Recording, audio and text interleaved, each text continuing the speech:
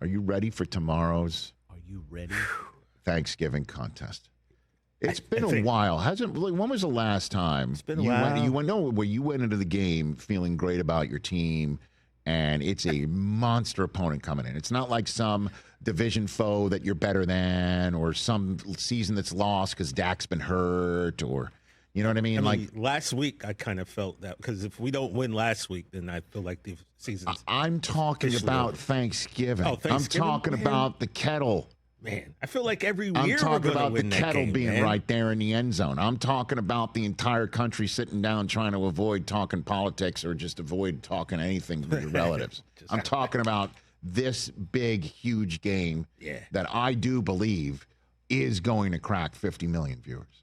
I really believe it. Good chance. Listen, the NFL schedule makers, we talked about it with Mike North, who's, the major domo on this front, and the National Football League is talking about how, hey, AFC North's playing NFC North this year. Those are just massive matchups. And the AFC West is chock full of must-see games. And you looked at some of the matchups as well, like this weekend's Steelers-Bills matchup.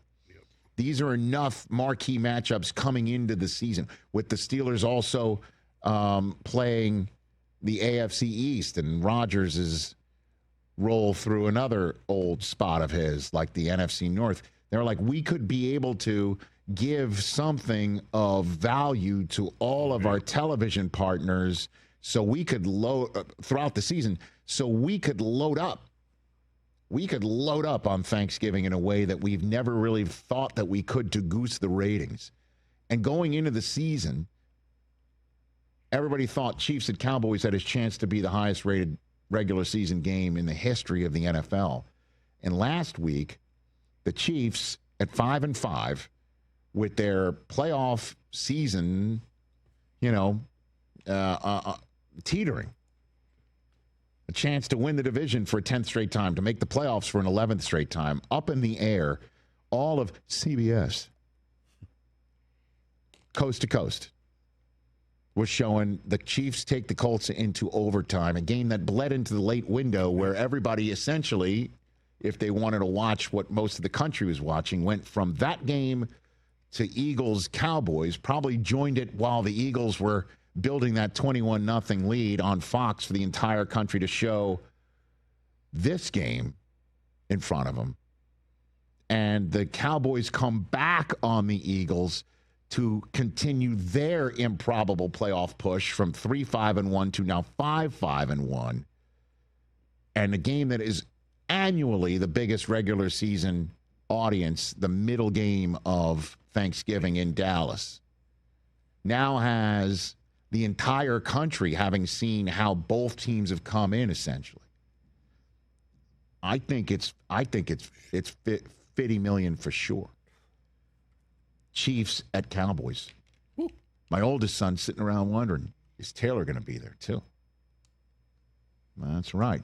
I mean, it's a road game. And so coming in, Pickens doing his thing, and Mahomes coming back from 20-9 down. Both teams coming back. The Chiefs, a fourth quarter 20-9 deficit.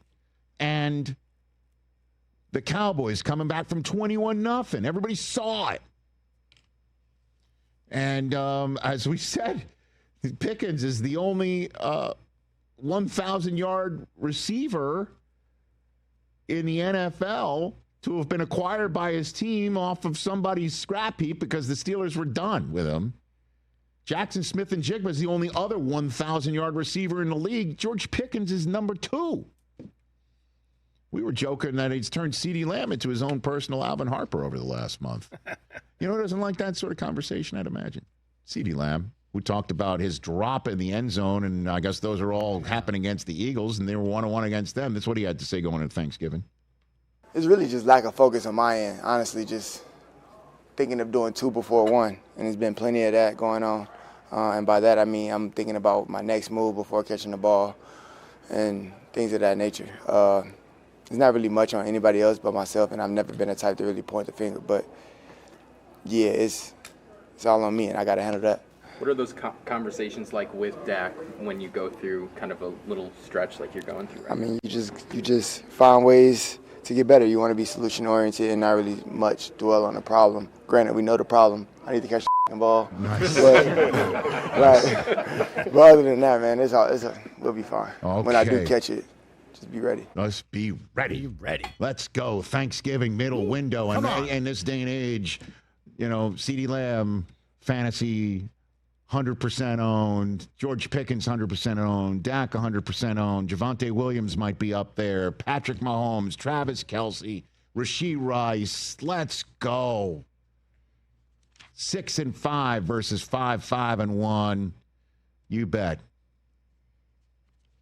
Chiefs, Cowboys, keeping it 100 on the land and the sea and the air. That's a Fate of Ophelia reference.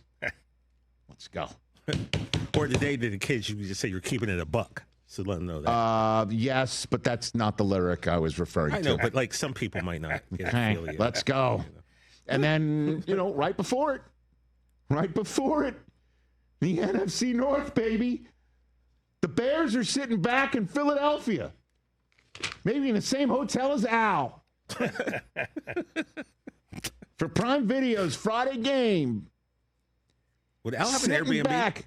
No, I don't. There's a season and there's 4 of them. Packers, Lions, baby. The Packers eat vegetables. For the right to keep pace with the Bears, or if the Eagles do their job, maybe emerge from Thanksgiving weekend in first place of this division, in which the Bears are 8-3, the Lions are 7-4, and right in between them are the 7-3-1 Packers, who have not looked terrific in a month. That Steelers game, where they went in Pittsburgh and Jordan Love outplayed everybody with Aaron Rodgers on the other side of the field ever since then. Couple home losses, surprising losses. To the Panthers, deflating loss to the Eagles. They pulled one out of the chair. Their chinny chin against the Giants. They terrorized J.J. McCarthy. But offensively, can they put up points with somebody that fields Jahmyr friggin' Gibbs? And that's the way you got to say his name these days. And the Packers, a couple years ago, once upon a time, everybody didn't think Jordan Love could do it. He went into that building on a Thanksgiving, and he pounded them. And then all of a sudden, they went on some run. They made the playoffs, and they made the second round of the playoffs. While the Lions, coming off of a 15-win season, don't look like that team a lot of the time. They had a nice win streak from September into October, but other than that, it's been a lot of middling play, but against some terrific opponents.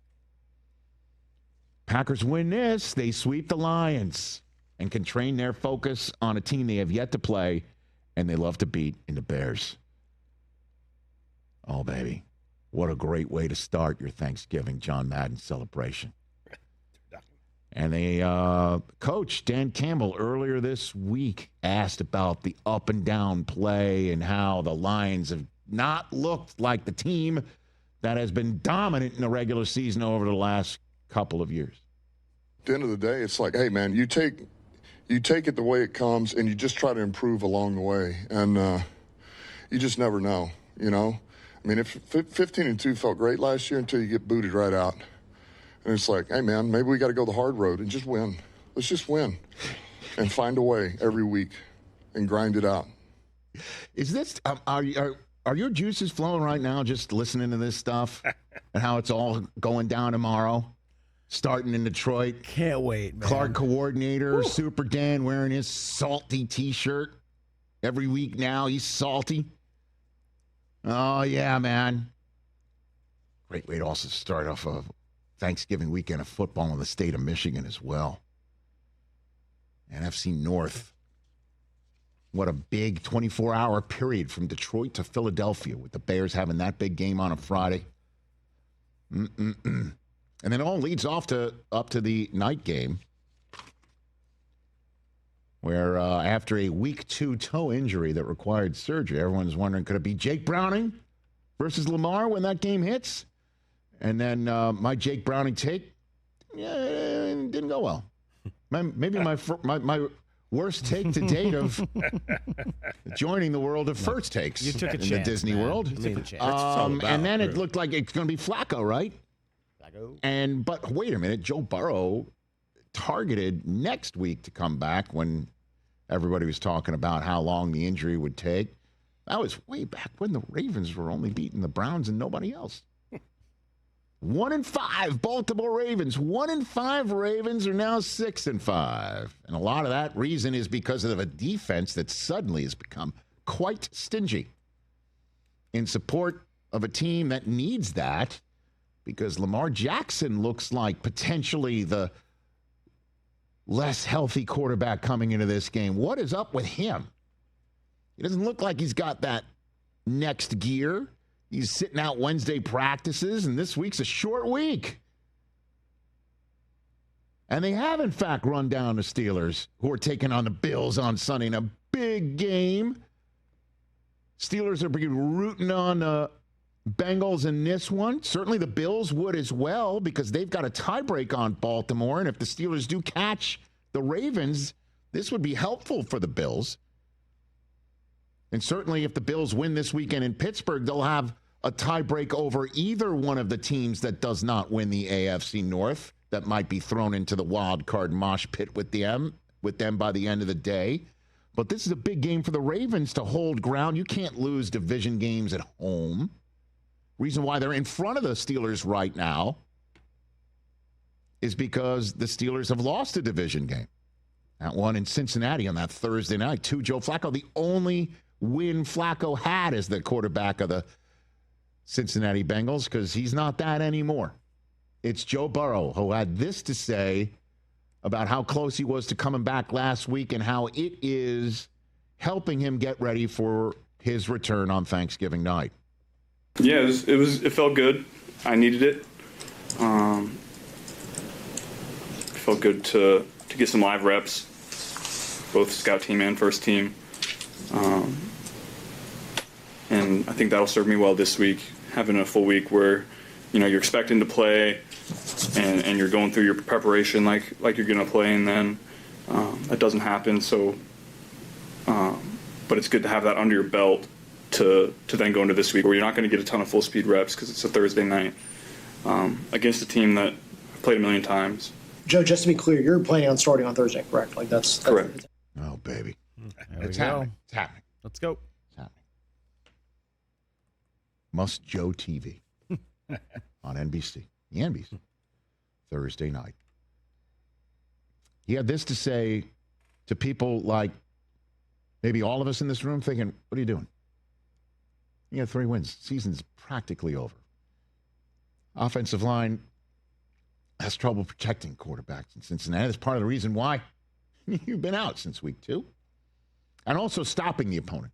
That's been an issue as well. What are you doing, Joe? Why are you coming back? Why are you playing? He had this to say to those who say that. You look at it from my perspective. I'm a football player, and if I get hurt, I'm going to go through the rehab process, and then I'm going to let everybody know when I feel like I can go out there and play. I don't really know what else to say about that. I'm not going to ever go to somebody and say, yeah, I'm healthy, but I don't think I should go out there and play. That doesn't make a lot of sense to me. I'm not going to live my life and play this game scared of something happening. Yeah, something's going to happen. It's football. Guys are going to get hurt. Guys are going to get concussions. You're going to break bones, tear ligaments. It's a physical, intense game. That's part of this. And yeah, I've had injuries. There's not a lot I can do about that. I work really hard to have that not happen, but what I can do is when it does happen, I can control how I'm attacking my rehab and attacking practice and doing everything in my power to get back as quickly as possible.